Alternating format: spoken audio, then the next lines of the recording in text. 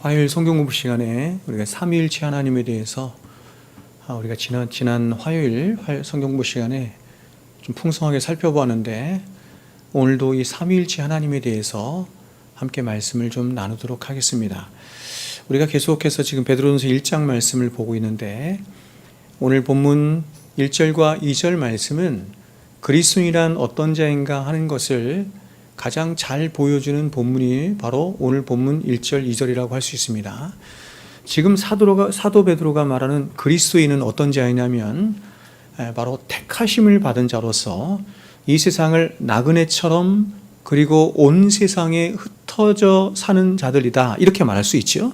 세 가지죠. 우리가 세 가지 지난 시간에 계속 배웠는데, 택하심을 받은 자로서 세상을 나그네처럼 세상에 흩어져서 사는 자들이 그리스도인입니다. 이것이 바로 이 세상을 살아가는 그리스도인의 정체성이라고 할 수 있습니다. 자, 그렇다면 여기서 질문은 이것인데, 누가 과연 우리를 그리스도인이 되도록 한 것일까 하는 것입니다. 우리를 그리스도인 되도록 한 원인이 무엇인가 하는 것, 이렇게 말할 수도 있겠죠. 베드로는 그것이 바로 이렇게 말하죠. 오늘 2절에서 성부, 성자, 성령 하나님의 일하심 혹은 역사를 따라 우리가 성도가 되었다 혹은 그리스도인이 되었다, 이렇게 말해요. 즉 저와 여러분이 택하심을 받아서 성도가 된 것은 바로 하나님 아버지라 불리는 성부 하나님의 미리 하심과 또 성령 하나님이라 불리는 성령님의 거룩해 하시는 역사와 그리고 성자 하나님이신 예수 그리스도의 십자가에서의 순종하심을 통해서, 그러니까 삼위 하나님이라 불리는 성부, 성자, 성령 삼위 하나님의 협력하심과 일하심을 따라서 우리가 택하심을 입어 구원받은 하나님의 백성이 되었다, 이렇게 말하는 것입니다. 그러므로 성도라 불리는 저와 여러분도, 그리고 교회도, 더 나아가서 이 세상도 바로 삼위 하나님의 역사로 말미암아 탄생하게 된 걸작품들이다, 이렇게 말할 수 있겠죠. 그러므로 우리가 우리의 구원에 대해서 감사를 할 때 우리는 성부 하나님께만 감사하는 것이 아니라 바로 삼위 하나님께 감사를 드려야 하는 것입니다. 우리는 누구에게 예배를 드리느냐? 성부 하나님께만 예배를 드리는 것이 아니라 성부, 성자, 성령 삼위 하나님께 예배를 드리는 것입니다. 또 우리가 이 세상을 어떻게 살아가야 하느냐라고 생각할 때 우리는 이렇습니다. 우리의 존재와 우리의 구원이 삼위 하나님으로부터 온 것이기 때문에, 또 저와 여러분의 신앙과 삶의 유일한 모상이자 모범 역시도 바로 삼위 하나님으로부터 온 것이기 때문에 우리는 삼위 하나님이 존재하시는 그 존재 방식을 따라서 우리는 신앙하고 삶도 살아간다, 이렇게 말할 수 있는 거예요.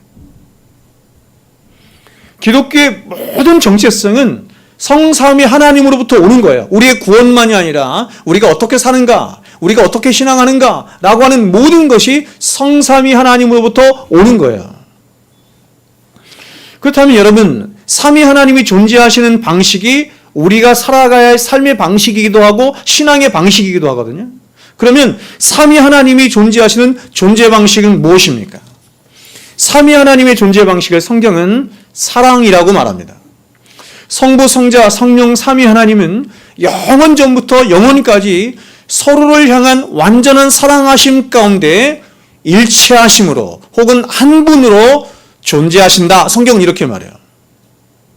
그러므로 우리가 믿는 기독교 신앙의 가장 독특하고 중요한 특징이 뭐냐면, 바로 우리는 한 분 하나님을 믿는데 그 하나님은 어떻게 계시느냐? 성부와 성자와 성령, 그렇게 삼위로 계시는 하나님이시다, 이렇게 말하는 것입니다.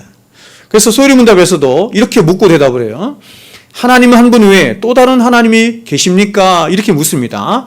이렇게 대답합니다. 살아계시고 참되신 하나님은 오직 한 분뿐이십니다, 이렇게 대답해요. 자, 6번은 이렇게 묻습니다. 그러면 하나님의 신격에는 몇 위가 계십니까? 하나님의 신격에 3위가 계시는데 성부와 성자, 성령이십니다. 이 3위는 한 하나님이시며 본체가 하나이며 권능과 영광이 동등합니다, 이렇게 대답을 해요. 자, 여러분, 하나님은 한 분 하나님이에요. 근데 그 하나님은 성부, 성자, 성령 이렇게 삼위로 계십니다. 그리고 세 분 하나님의 본질과 영광과 권능은 동일하시고 동등해요. 같은 본질과 동등하십니다. 그래서 이것을 하나로 이야기해서 이 삼위일체 하나님이라고 부르는 것입니다. 삼위일체 하나님 이렇게 불러요.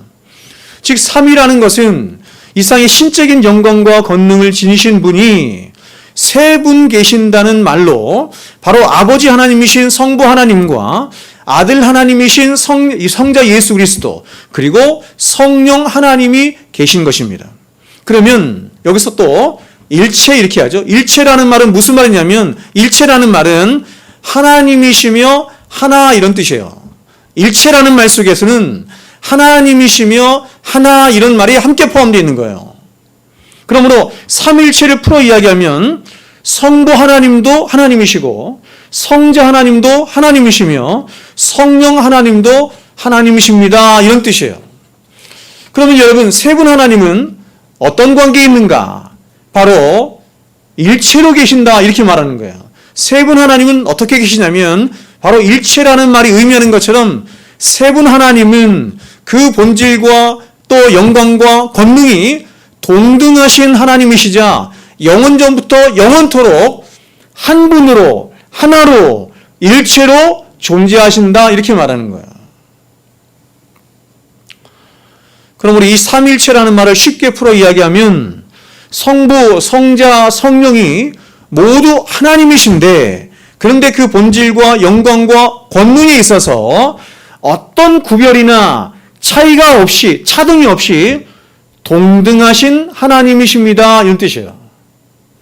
다시 말해서 하나님이라고 하는 말에는 이 세상을 창조하시고 그 창조하신 모든 만물을 통치하시며 또한 심판하시는 신적인 존재라는 의미가 포함되어 있는 것인데 그분이 하나님이시잖아요.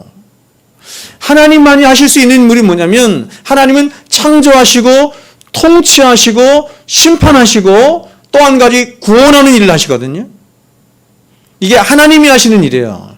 그런데 이렇게 신성을 지신 하나님은 이 세상에 유일하게 한 분 하나님만 존재하시는데 그 하나님의 존재 방식은 삼위 하나님으로 계신다 이렇게 말해요. 헷갈리죠? 여기서 삼위라고 할 때 이 위라는 말이 영어로 person이죠. person. 라틴어 페르소네에서 온 말로 이런 뜻이에요. 의지와 이성을 갖추고 있는 독립된 인격체를 페르소네 이렇게 말을 해요. 이게 위격이에요. 그러면 이상의 말을 종합해서 말씀드리면 이 세상에 신성을 지니신 하나님이신 하나님으로 계신 분은 오직 하나님 한 분뿐인데 근데 그 하나님은 세 위격으로 계세요.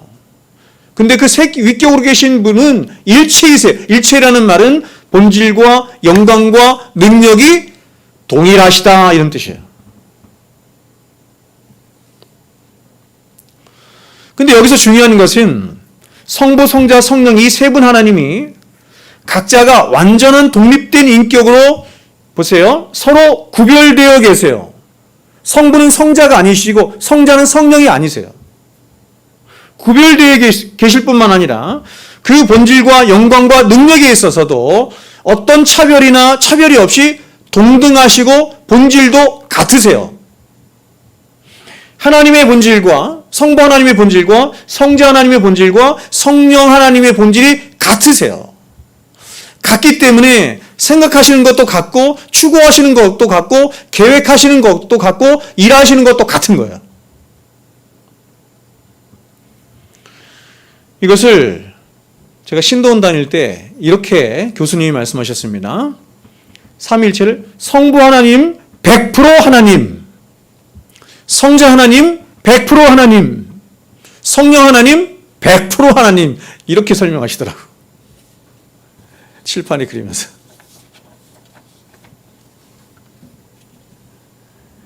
그래서 이렇게 삼위 하나님을 믿는 신앙을 무슨 신앙이라고 하냐면 유일신 신앙 이렇게 부르는 거예요. 유일신 신앙. 근데 이런 유일신 신앙과 이렇게 유사한 신앙이 있어요. 이게 비슷한 신앙을 가진 사람들인데 이런 사람들을 단일신론자들이라고 불러요. 단일신론자들. 이러한 단일신론을 가진 가장 대표적인 사람들이 기독교 역사에서 이단으로 정제된 사람들인데 이런 사람들을 뭐라고 부르냐면 유니테리언 이렇게 불러요. 유니테리언이라고 불러요. 근데 그 유니테리언의 가장 대표적인 이단이 누구냐면 초대교회 당시에 있었던 아리우스라고 하는 이단이에요. 그리고 이러한 유니테리언과는 그 성격이 좀 다르지만 유대교나 여호와의 증인이나 무슬림도 단일 신앙을 가진, 더 정확하게 말하면 일신교 신앙을 가진 가장 대표적인 사람들이 바로 이들이에요. 그런데 이들이 우리와 비슷한 이유는 뭐냐면 이들이 한 하나님을 믿는다고 해요. 우리도 한 분 하나님을 믿는데 그들도 한 분 하나님을 믿는다 이렇게 말해요. 그래서 언뜻 보면 같은 하나님을 믿는 것 같아요. 그러면 유일신론은 무엇이고 단일신론은 무엇일까요? 먼저 기독교가 말하는 유일신론은 오직 하나님 한 분만 신성을 지니신 유일하신 하나님이심을 믿는 거예요. 그래서 신명기에서 이렇게 얘기하죠. 나는 유일한 하나님이다 이렇게 말하죠. 그런데 그 하나님의 위격이 있어요. 유일하신 하나님인데 그 하나님이 위격이 있는데 세 분 하나님의 위격으로 계세요. 이에 반해서 단일신론은 무엇이냐면 단일신론은 오직 성부 하나님만 하나님으로 믿는다는 일신 일위의 신앙을 말하는 거예요. 그러니까 그들은 우리는 성부, 성자, 성령 이렇게 나누지만 단일신론자들은 그냥 하나님이에요. 성부가 아니라 그냥 하나님 이렇게 말하는 거예요. 단일신론이 영어로 뭐냐면 모나키즘이에요. 모나키아니즘이에요. 모나키아니즘. 근데 여기서 모나크라는 말이 무슨 뜻이냐면 군주 이런 뜻이에요. 군주. 그래서 이 단일신론을 무슨 신론이라고도 말하냐면 군주신론이라고도 말을 해요. 결국 유니테리언들이나 유대교나 여호와의 증인이나 무슬림 같은 이 단일신론자들은 구약에 등장한 성부 하나님 혹은 무슬림들은 알라 이렇게 말하잖아요. 알라만이 이 세상을 창조하시고 통치하시고 심판하시는 군주와 같은 유일하신 하나님이다 이렇게 말하는 거예요. 그러면 이들은 성자 예수님이나 성령 하나님을 어떻게 어길까요? 성경에 성령 하나님도 등장하고 성자 하나님도 등장하잖아요. 그럼 이들은 성자 하나님이나 성령 하나님은 어떻게 생각할까요? 이들은 예수님이나 성령님은 단지 이렇게 말해요. 하나님이 나타나신 양태다 이렇게 말해요. 양태론이죠. 양태 혹은 하나의 활동이다 이렇게 말해요. 원래 본체이신 하나님이 계시는데 그 본체이신 하나님이 뭔가 활동으로 나타나는 어떤 양태 같은 게 있다는 거예요. 그게 바로 예수 그리스도이시고 성령이시다 이렇게 말해요. 혹은 아리우스 이단은 이렇게 말해요. 피조물들 중에 모든 피조물들 중에서 가장 첫 번째로 피조되었을 뿐만 아니라 가장 뛰어난 피조물로서 하나님을 가장 많이 닮았어요. 하나님에게 가장 근접했어요. 그래서 그 존재도 어떻게 있냐면 반신반의로 있어요. 반신반인, 그렇죠? 반신반인으로 있어요. 혹은 무슬림에서는 예수님을 뭐라고 얘기해요? 가장 뛰어난 선지자 이렇게 말해요. 양태 혹은 하나의 활동 혹은 가장 뛰어난 피조물 혹은 반신반인의 피조물 혹은 가장 뛰어난 선지자 중 하나 이렇게 말해요. 그래서 앞에 있는 단일신론은 양태론적 단일신론 이렇게 말을 하고 뒤에 것을 주장하는 사람들을 아리우스주의 이렇게 불러요. 제가 어릴 때부터 삼위일체가 뭔지를 전우사님도 그렇고 목사님도 그렇고 다 가르칠 때 제가 생각해 보면 대부분 뭘 가르쳤냐면 양태론을 가르쳤어요. 양태론. 이게 이단인데. 그죠? 양태론을 설명하기가 굉장히 쉽잖아요. 그죠? 전기가 있는데 전기가 이렇게 빛으로도 나오고 열로도 나오고 에너지로도 나옵니다. 물이 있는데 이 물이 그렇죠? 기체로도 있고 액체로도 있고 또 얼음으로도 있다. 여기 서 있는 사람이 여러분 앞에 서 있을 때는 목사로 있지만 집에 가면 남편으로도 있고 부모로도 있고 또 세상에 나가면 사람들에겐 아저씨 이렇게도 불린다는 거예요. 그거를 양태 이렇게 불러요. 양태론 이렇게 불러요. 자, 여기서 우리가 또 주의할 것이 하나 있는데 그것은 뭐냐면 우리가 삼위 하나님을 믿어요. 삼위 하나님을 믿는다고 하는 것은 삼신을 믿는다는 게 아니에요. 삼신을 믿는 게 아니에요. 세 분의 신을 믿는 게 아니에요. 삼신론이라고 하는 것은 그야말로 다신교죠. 다신교는 신이 여럿 있다 이런 뜻입니다. 다신교 사상을 말하는 것으로 이 세상에는 여러 다양한 신들이 있고 그 신들의 존재와 본질과 능력과 영광은 그럼 어떨까요? 다른 거예요. 예를 들어서 이상의 신들 중에는 땅을 다스리는 신도 있고 하늘을 다스리는 신도 있고 어떤 신은 산을 다스리는 신도 있어요. 그래서 그들의 능력과 영광 또한 다 달라요.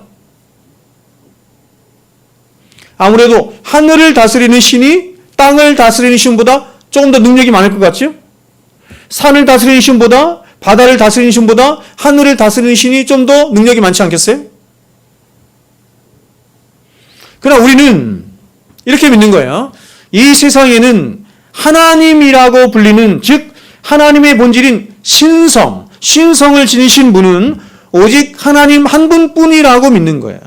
성경이 이렇게 말해요. 이사야 43장 6절에 이스라엘의 왕인 여호와 이스라엘의 구원자인 만군의 여호와가 이같이 말하노라 나는 처음이요 나는 마지막이라 나 외에 다른 신이 없느니라. 나 외에 다른 신이 없느니라. 신명기 6장이죠. 이스라엘아 들으라. 셔마 이스라엘이죠. 셔마 이스라엘. 우리 하나님 여호와는 오직 유일하신 여호와이시니 그렇기 때문에 뒤에 나오는 거예요. 그렇기 때문에 너희는 마음을 다하고 뜻을 다하고 힘을 다하여 내 하나님 여호와를 사랑하라. 우리가 하나님 여호와를 마음을 다하고 뜻을 다하고 힘을 다해서 사랑해야 할 이유가 뭐냐면 그분만이 참된 하나님이시기 때문이다. 이렇게 말하는 거예요. 그런데 그렇게 신적인 본질을 지니신 하나님은 한 분 하나님 뿐이신 것인데 그런데 그 하나님은 성부, 성자, 성령, 삼위로 존재하세요. 그리고 그 세 분 하나님의 신적인 본질과 영광과 권능은 동일하실 뿐만 아니라 일체죠. 즉 한 분 하나님으로 존재하시기 때문에 그 세 분 하나님이 동일하시기 때문에 일체로 존재하시기 때문에 본질이 똑같기 때문에 아까 말씀드린 것처럼 세상을 창조하실 때도 저와 여러분을 구원하실 때도 이 상을 다스리실 때도 그리고 이 상을 결국 심판하실 때도 어떻게 해요? 삼위 하나님이 같은 마음으로 같은 뜻으로 같은 사랑을 가지고 같은 공의를 가지고 함께 역사하시고 함께 협력하실 뿐만 아니라 영원토록 함께 하시는 거예요. 그럴 수 있는 이유가 뭐라고요? 일체이시기 때문이다. 이러는 거예요.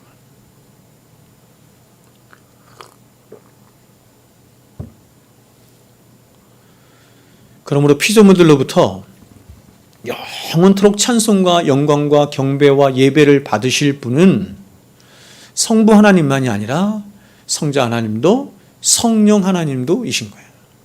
그래서 우리가 예배를 드릴 때 성령을 부르죠. 1장부터 7장까지. 그죠? 성삼위 하나님을 초청하는 거예요.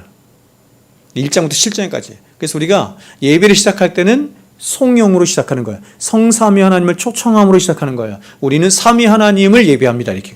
성부 하나님만 예배해서도 안 되고 성자 하나님만 예배해서도 안 되고 성령 하나님만 예배해서도 안 되고 성부, 성자, 성령 하나님을 예배하는 거예요. 제가 말씀드렸죠? 예배의 모든 형식은 다 삼위 하나님 안에서예요. 삼위 하나님, 삼위일체를 따라서 해요. 예배의 시작도 그렇게 시작하지만 말씀을 전할 때도 찬양을 할 때도 기도를 할 때도 마지막 축도를 할 때 어떻게 성부, 성자, 성령, 삼위 하나님으로 축도를 하고 마치죠. 예수 그리스도의 은혜와 성부 하나님의 사랑하심과 성령님의 교통하심이 영원토록 우리와 함께 있을지어다. 이렇게 마치는 거죠. 여러분, 이러한 삼위일체적 표현은 성경 곳곳에 나타날 뿐만 아니라 성경 전체에 걸쳐서 나타납니다.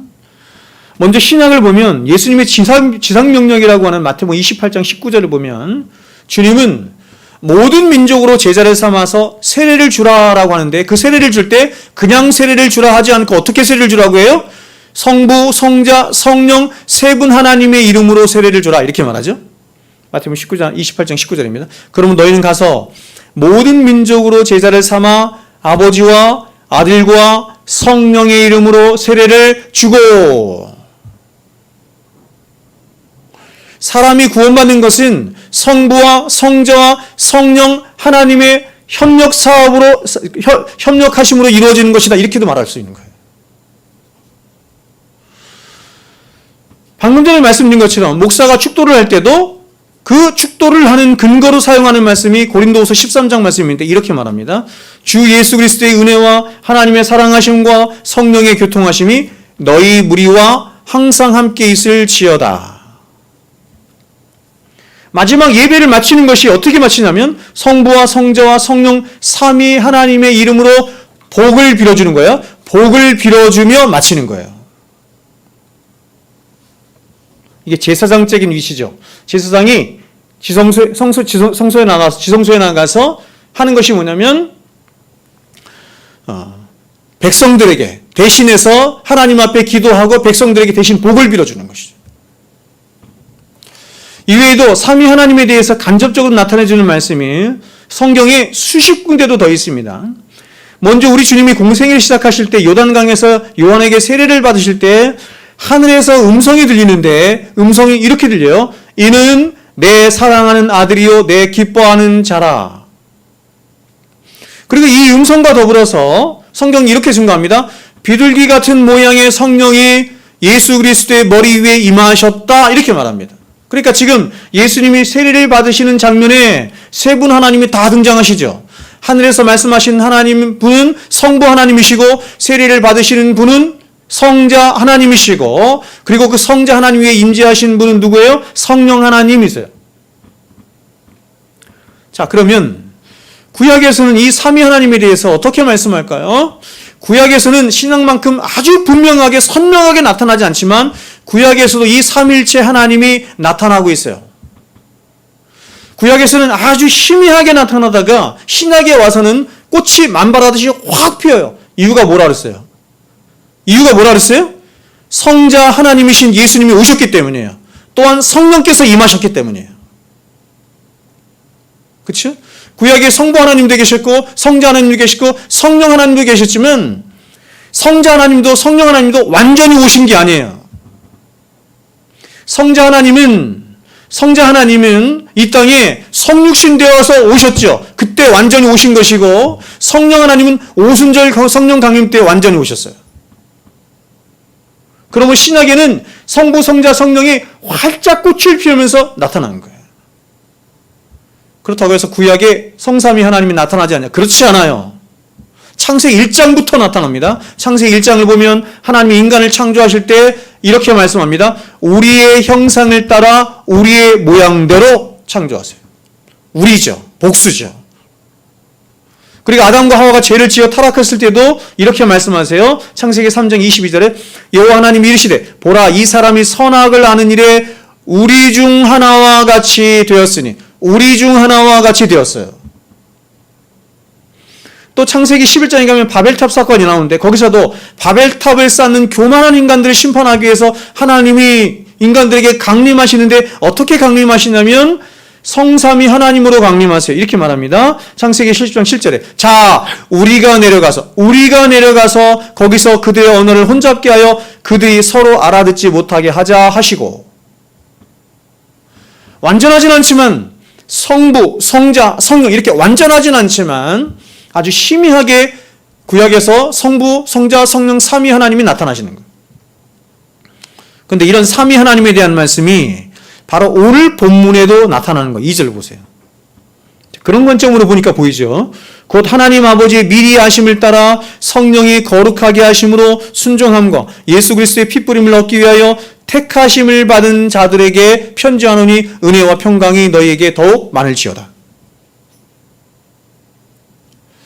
제가 다음 시간이나 그 다음 시간에 여러분에게 은혜와 평강에 대해서 제가 예전에도 설교를 했었는데 은혜와 평강에 대해서 여러분에게 말씀을 드리겠지만 은혜와 평강, 기독교의 핵심이 은혜와 평강입니다. 기독교의 핵심이 은혜와 평강이에요. 은혜로 말미암아 주어진 게 평강이에요. 그럼 이 은혜로 말미암아 주어지는 평강, 은혜와 평강이 어디에서 오느냐? 성삼위 하나님부터 온다 이렇게 말하는 거예요. 자, 그러면 왜 이 삼위일체 교리가 그토록 중요한 것일까? 자, 여러분 하나님이 삼위 하나님으로 계신다는 것의 가장 본질적인 의미는 뭐냐면 바로 성부, 성자, 성령 삼위 하나님이 영원전부터 영원토록 이렇습니다. 영원한 아가페의 사랑 가운데 서로를 영원토록 영화롭게 하심으로 계신다 이렇게 말하는 거예요. 이것이 삼위 하나님의 최고의 영광이자 그분들의 존재 방식이에요. 삼위 하나님의 존재 방식이 뭐라고요? 사랑 안에서 서로를 영화롭게 하시는 방식이에요. 그 성경은 이렇게 말하죠. 예수님이 이 땅에 성육신하여 오신 이유가 뭐냐면 성부 하나님을 영화롭게 하기 위해서 오셨다 이렇게 말해요. 마찬가지로 성령 하나님이 왜 오셨느냐? 성자 하나님을 영화롭게 하시기 위해서 오셨다 이렇게 말하고 성부 하나님도 이렇게 말해요. 성부 하나님 또한 예수님을 영화롭게 하시기 위해서 오셨다 이렇게 말을 합니다. 그렇죠? 사도행전에 나타난 38년 된 병자를 안진뱅이를 고치는 사건에서 뒤에 이렇게 말하죠. 성자 하나님을 영화롭게 하시기 위해서 일이 있다 이렇게 말해요. 그러므로 여러분 성부, 성자, 성령 삼위 하나님은 삼위 하나님 안에서 넘치는 사랑으로 서로를 영화롭게 하시며 어떤 부족함도 없이 영원토록 일체로 존재하고 계시는 거예요.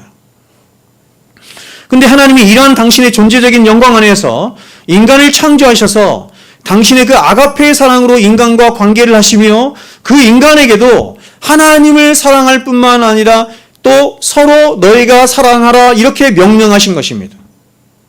왜 이렇게 명령하시냐면 이렇게 명령하심은 우리를 영화롭게 하시기 위함이에요. 성부, 성자, 성령 하나님이 사랑 안에서 서로를 영화롭게 하시는 것이 그분들의 존재 방식인 것처럼 우리 또한 그분의 신적인 성품에 우리를 초대하시잖아요. 그것이 뭐냐면 우리 또한 그렇게 성부, 성자, 성령 하나님이 사랑 안에 서로를 영화롭게 하시는 그 존재 방식에 우리를 초대하신다 이렇게 말하는 거예요. 그러니까 여러분 우리가 가장 영화롭게 되는 길이 뭐냐면 위로 하나님을 사랑하고 옆으로 이웃을 사랑하며 살아갈 때 우리가 가장 영화로운 삶을 산다 이렇게 말하는 것이죠. 그래서 주님이 너희가 서로 사랑하면 내 제자인 줄 알리라 하신 것은 바로 삼위 하나님 안에 있는 아가페의 사랑이 하나님의 존재의 본질일 뿐만 아니라 그 사랑이 모상에 대해서 탄생된 것이 인간이고 교회인 것이므로 위로 하나님을 사랑하고 옆으로 이웃을 사랑하며 살아가는 것이 사람의 본질일 뿐만 아니라 교회의 근본된 본질임을 말씀하는 거죠. 자, 두 번째로 이 삼위일체가 주는 교훈은 이렇습니다. 바로 삼위는 이렇죠. 삼위는 다양성을 말하는 것이고 일체는 통일성을 말하는 것으로 이렇게 다양성과 통일성 가운데 존재하는 것이 바로 삼위 하나님이 존재하시는 존재 방식이자 영광이 됨을 말하는 거예요. 이게 기독교예요. 그러므로 이런 삼위 하나님 안에 창조된 이 세상과 교회 또한 이 통일성과 다양성 가운데 존재할 때 삼위 하나님의 영광과 아름다움이 가장 찬란하게 드러날 뿐만 아니라 그 존재 또한 가장 아름답고 영광스러운 존재로 나타날 수 있게 되는 거예요. 자, 그러면 이걸 하나씩 살펴보겠습니다. 먼저 통일성이란 무엇일까요? 여기서 통일성이란 바로 삼위 하나님은 이렇습니다. 같은 본질 안에, 다시 말해서 같은 진리 안에 이런 뜻이에요. 같은 진리 안에 통일되어 계신 분이다 이런 말이죠.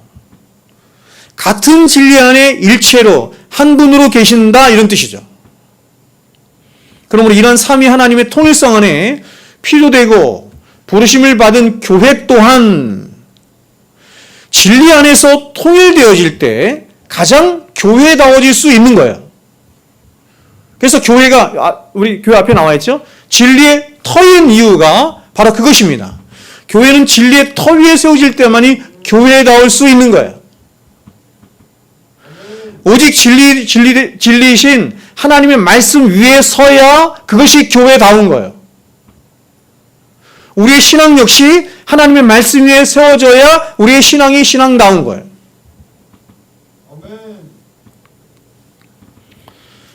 그러나 이러한 삼위 하나님은 이러한 통일성과 함께 보세요. 삼위라고 하는 다양성 가운데 계시죠. 그래서 그 삼위 하나님의 다양성이 그분들이 지으신 온 세상 우주 만물 안에 충만한 거예요. 세상은 다양하죠. 그럼 우리는 삼위 하나님이 보여주시는 이 통일성과 다양성의 균형을 잘 이해해서 우리가 이 땅을 살아갈 때 우리 또한 이 통일성과 다양성의 균형을 잘 유지하며 하나님이 창조하신 참 사람의 모습으로 혹은 참 성도의 모습으로 살아갈 수 있는 거예요. 예를 들면 이 세상에는 80억이 넘는 엄청난 수의 사람들이 살고 있습니다. 그런데 이렇게 수없이 많은 사람도 있지만 아니 사실 80억이 아니죠. 1000억이 넘는 사람. 이 땅을 살다 간 사람들이 1000억이 넘지 않겠어요? 그럼 그렇게 많은 사람도 있지만 결국 이 모든 사람들은 인격을 지닌 한 카테고리 안에 즉 사람이라고 하는 통일성 안에 모두를 다 집어넣을 수 있는 거예요. 근데 여기서 또 놀라운 건 뭐냐면 그 많은 사람들이 다 저마다 각자가 가지고 있는 고유한 성품과 기질과 생각들과 생김새가 다 있다는 것입니다. 다 다르죠. 어떻게 그럴 수 있을까요?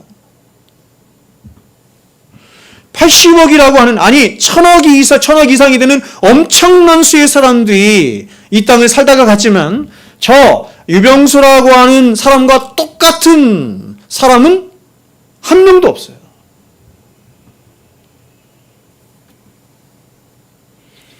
온 인류는 사람 혹은 인격이라고 하는 한 통일성 안에 존재하지만 그러나 그 사람들은 수많은 다양성 가운데 존재하는 것입니다. 그러므로 모든 인간은 어떤 높고 낮음이나 귀하고 천함이 없이 한 인격체로서 똑같이 하나님 앞에 존중을 받아야 하는 것인데 다만 하나님이 부여주신 각자가 지닌 다양성 속에서 한 인격체로 존중을 받아야 하는 거예요. 교회는 사람을 대할 때 그렇게 대하는 겁니다. 바로 남자는 남자로서의 역할이 있어요. 요즘은 그게 막 혼용이 되죠? 그건 하나님의 질서가 아니에요. 남자는 남자로서의 역할이 있고 여자는 여자로서의 역할이 있는 것이며 또 남자는 남자다움이 있고 여자는 여성다움이 있으며 무엇보다 각자가 지닌 기질과 성격과 성향과 생각들의 차이를 인정해 주는 거예요. 마찬가지로 부모 자식 간에도 한 인격이라고 하는 점에서는 똑같은 거예요. 그러니까 부모가 자식을 대할 때 자식을 그렇게 대해야 되는 거야. 똑같은 한 인격으로 대해야 되는 거예요. 나의 소유라고 생각하거나 쟤는 반인격적이야 라고 생각하면 안 되는 거예요. 어른이라고 해서 두 인격이 있는 것이 아니고 청소년이라고 해서 한 인격이 있는 것이 아니고 이제 갓 한 해 태어난 아기는 이제 태어났으니까 너는 반인격 그런 건 없다는 거예요. 모두가 다 한 인격이에요. 다만 역할의 차이가 있고 신분의 차이가 있을 뿐입니다. 이것을 인정하는 거예요. 역할의 차이, 신분의 차이. 그러므로 나이가 많든 적든 혹은 공부를 많이 했든 적게 했든 혹은 피부색이 하얗든 검든지 간에 모든 인간은 한 인격체로서 한 인간으로서의 모든 존엄성과 존귀함을 인정을 받아야 하는 것입니다. 그래서 만일 사람들 안에서 이러한 인간의 다양성과 통일성이 무시되게 되면 어떤 일이 일어나게 되냐면 누가 더 중요한 사람이 있는 거예요. 덜 중요한 사람이 있는 거예요. 쓰레기 같은 사람이 있는 거예요. 그래서 독재가 생기기도 하고 폭군이 나오기도 하며 인종 우월주의나 불평등과 같은 수많은 문제들이 발생하는 거예요.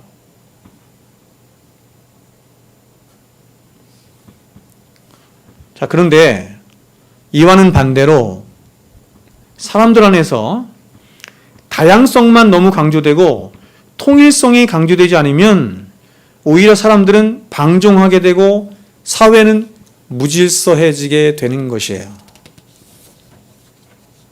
하나님이 창조하신 창조의 질서는 진리 안에서 남자와 여자예요. 하나님이 창조하신 사람의 창조의 질서는 진리 안에서 남자와 여자예요. 근데 이러한 진리를 무시하고 다양성만 강조하게 되다 보니 사람들이 LGBTQ 운동이 벌어지는 거예요. 플러스. 세상에는 수없이 많은 종들이, 수없이 많은 성이 있다. 이렇게 말하는 거예요. 우리가 살아가는 이 사회를 포스트 모더니즘이 지배하는 사회라고 해요. 포스트 모더니즘, 포스트 후에죠. 포스트 모더니즘이 바로 이 인간의 다양성을 극대화하여 발흥한 생각이라고 할 수 있습니다. 다양한 것을 극대화한 거예요. 너도 인정하고 네 생각도 다 인정해. 아니 다 진리야. 이렇게 말하는 거예요. 그래서 이러한 포스트 모더니즘적인 생각이 절대 진리의 말씀인 성경을 부정하게 만들고 인간의 자아를 최고의 가치에 올려놓으며 그래서 그런 자아가 다양한 만큼 진리도 다양한 것처럼 생각하도록 한 거예요. 그래서 이러한 생각은 종교다원주의를 만들어냈고 윤리도덕적으로도 상대주의라고 하는 것을 만들어냈고 더 나아가서 인간 각자가 생각하는 모든 것이 진리다라고 하는 데까지 나가게 된 거예요. 그래서 포스트 모더니즘의 가장 중요한 이 한 단어가 뭐냐면 에고예요. 자아예요. 네가 제일 중요해요. 느낌이 제일 중요해요.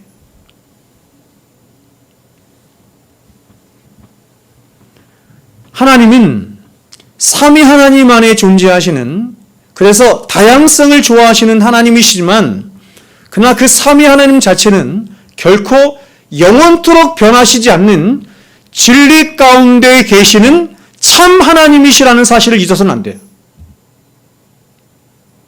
그분은 다양한 것을 좋아하지만 그 모든 다양한 것은 진리라고 하는 한 진리 안에 통일되어지는 다양성이에요.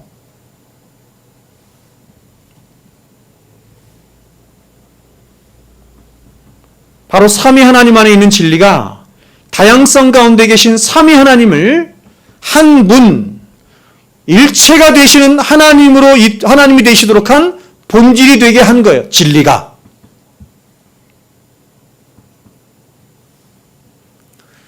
그러므로 교회 또한 그 삼위 하나님으로 말미암아 있게 된 교회 또한 이 통일성과 다양성이라는 두 가지 균형과 조화를 잘 이루어 나가야 교회다워지는 거예요. 통일성이 지켜져야 할 때 통일성이 바로 지켜져야 돼요. 다양성이 지켜져야 할 때 그 다양성을 잘 지켜야 돼요. 근데 통일성이 지켜야 하는 곳에 사람들이 다양성을 말하면 망가지는 거예요. 다양성을 말해야 될 때 통일성을 고집하면 고장나는 거예요.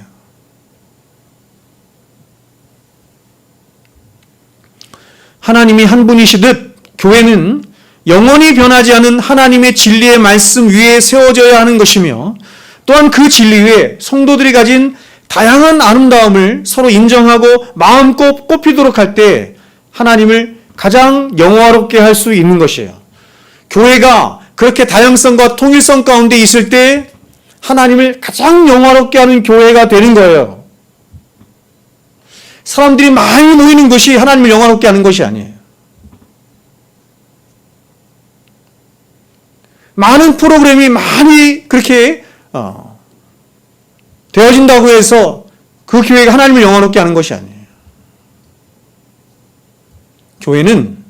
교회는 다양성을 존중하되 교회는 절대적으로 진리 안에서 해야 되는 거예요. 진리를 지켜야 되는 거예요. 여러분, 저는 이것이 얼마나 중요한지 모르겠습니다.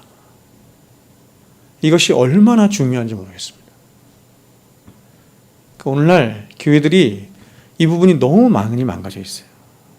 그래서 어저께 우리가 성경 공부할 때도 그런 얘기 했죠. 칼빈은 이렇게 얘기했습니다. 칼빈과 루터의 차이가 그거라 그랬어요. 칼빈은 교회의 예전을 세울 때 이렇게 말했습니다. 하나님이 말씀하시는 데까지만 한다. 하나님이 말씀하시는 대로만 한다 이랬어요.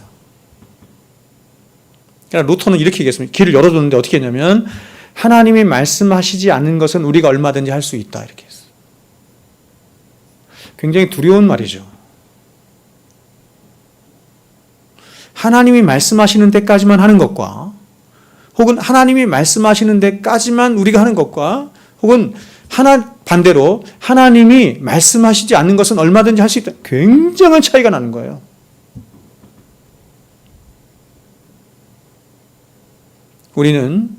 저는 칼빈의 가르침을 따릅니다. 말씀하시는 데까지만 나아가고 말씀하시는 데까지만 우리가 겸손하게 믿어요. 어저께 우리가 성경 공부할 때 그랬죠? 로이드스 그런 말을 하잖아요. 하나님이 말씀하시지 않는 것은 성경이 말씀하시지 않는 것을 넘어서서 우리가 애써서 일부러 억지로 풀려고 해서는 안 된다. 성경도 그 말씀하죠. 많은 사람들이 침륜에 빠진 이유가 성경이 이렇게 얘기해요. 성경을 억지로 풀다가 그렇게 됐다는 거예요. 겸손해야 합니다. 진리가 가르쳐주는 방식으로 우리는 진리가 가르쳐주는 방식으로 교회도 세우고 진리가 가르쳐주는 대로 신앙도 하고 진리가 가르쳐주는 하나님도 믿고 진리가 가르쳐주는 예수님도 믿고 진리가 가르쳐주는 성령님도 믿는 거예요. 진리를 따라 우리의 구원도 확신하는 거예요. 진리를 따라 우리의 종말도 대비하는 거예요. 그게 바른 신앙인 줄로 믿습니다. 그래서 우리의 신앙의 가장 근간이 뭐예요? 솔라 스크립투라, 오직 성경인 줄로 믿습니다. 말씀 맺겠습니다. 저와 여러분의 모든 삶과 신앙은 우리가 믿는 삼위 하나님이 그 모상이 되어야 합니다. 그래서 삼위 하나님이 영원한 사랑 안에 다양성과 통일성 가운데 한 하나님으로 존재하신 것처럼 그 삼위 하나님이 모상이 되어 피조되고 부르심을 받은 교회 또한 그 하나님의 아가페의 사랑 안에 그리고 무엇보다 그 삼위 하나님을 하나 되게 하신 진리의 통일성 안에 각자가 지닌 우리의 이 다양성을 꽃피울 때 교회는 교회다워질 수 있고 하나님의 영광 또한 그 안에서 가장 찬란하게 드러날 수 있는 것입니다. 바라기는 여러분, 우리 교회가 그런 교회가 되길 바랍니다. 이런 다양성과 통일성 안에서 하나님의 영광을 가장 찬란하게 드러날 수 있는 그런 우리 교회와 저희 성도들 모두가 될 수 있기를 주의 이름으로 부탁을 드립니다. 기도하겠습니다.